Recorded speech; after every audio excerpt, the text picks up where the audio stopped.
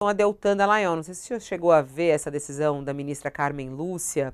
A ministra Carmen Lúcia manteve a decisão que condenou Deltan Dallagnol, ex-deputado, na verdade, deputado cassado, a indenizar o presidente Lula por aquele famoso PowerPoint, essa imagem aí, que é uma imagem extremamente conhecida, e que Lula foi até a justiça para pedir uma indenização e agora vem essa confirmação. A ministra Carmen Lúcia manteve a decisão que condenou Deltan Dallagnol, da Lava Jato, a pagar R$ 75 mil em danos morais ao presidente Lula por essa entrevista na qual ele divulgou a denúncia do triplex do Guarujá e ele apresentou esse PowerPoint aí com o Lula no centro do PowerPoint.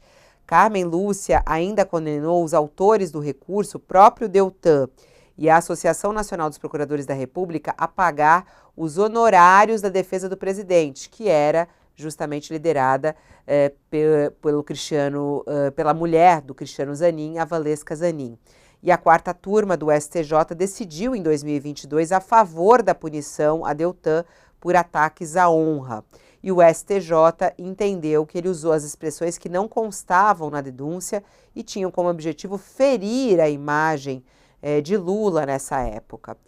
Deltan e a associação recorreram ao Supremo contra a decisão e agora vem essa decisão de Carmen Lúcia. Carmen, ao decidir sobre o caso, entendeu que não cabe ao Supremo reexaminar as provas do que foi decidido pelo STJ.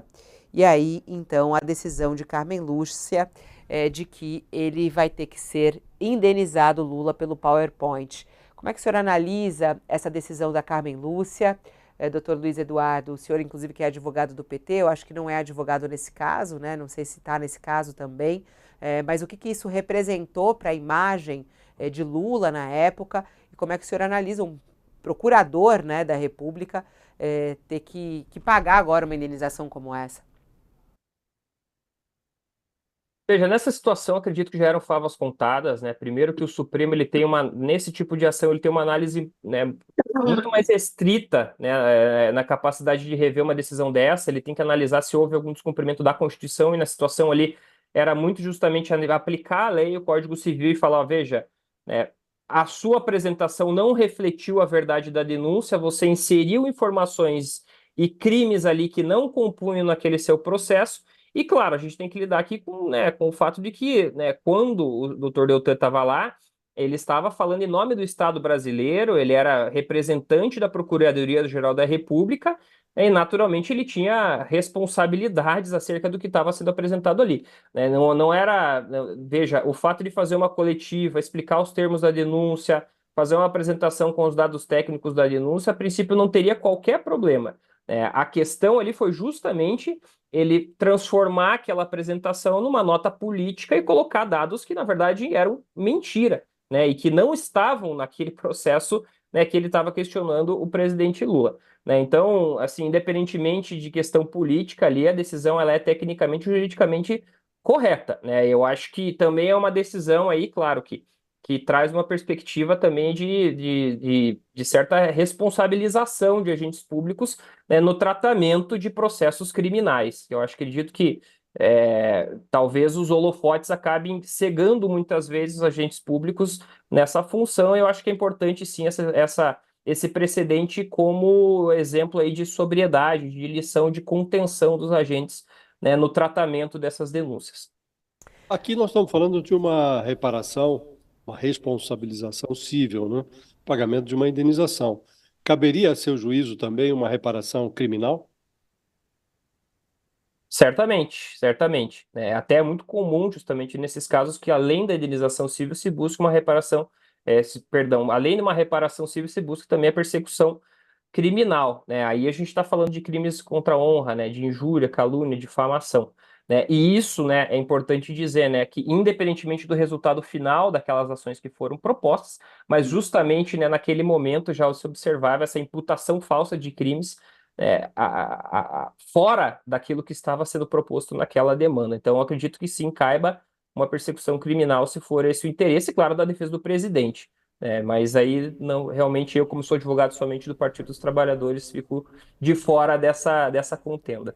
Eu queria até a opinião de vocês, né? Os nossos colunistas, que essa notícia caiu agora aqui pra gente, queria ouvir o Sakamoto sobre o impacto desse PowerPoint, né? A gente sabe que nos bastidores do PT, o quanto esse PowerPoint incomoda até hoje, né? O que que significa essa indenização ao Lula, o Sakamoto?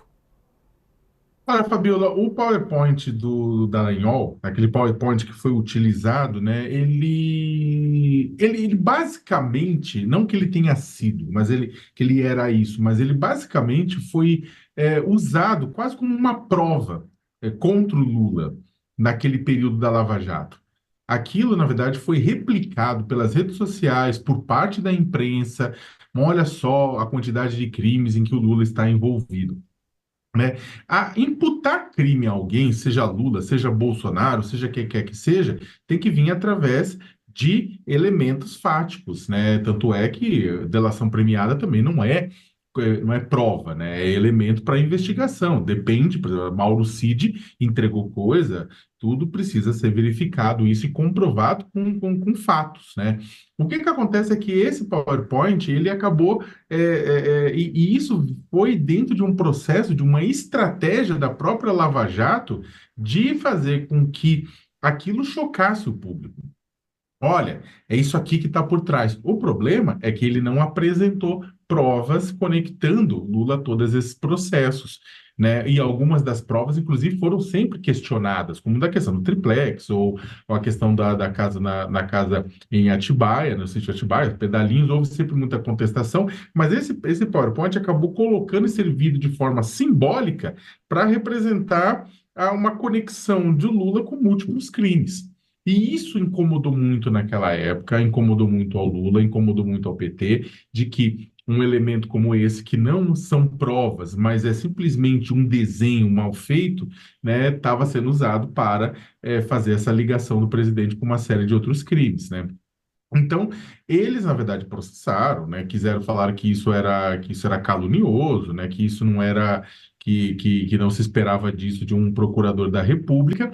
Agora, isso também faz sentido no meio do processo da própria Lava Jato, que tinha como objetivo engajar a opinião pública através da imprensa, através das redes, através do que quer que seja, para o seu lado, para defender as suas ações, né? A operação tinha direito de pedir, de querer vender a si mesmo, mas nesse sentido, o Deltan Dallagnol claramente extrapolou, foi muito além do que se esperava, mas era um momento em que as pessoas, na verdade, não houve crítica a isso, né?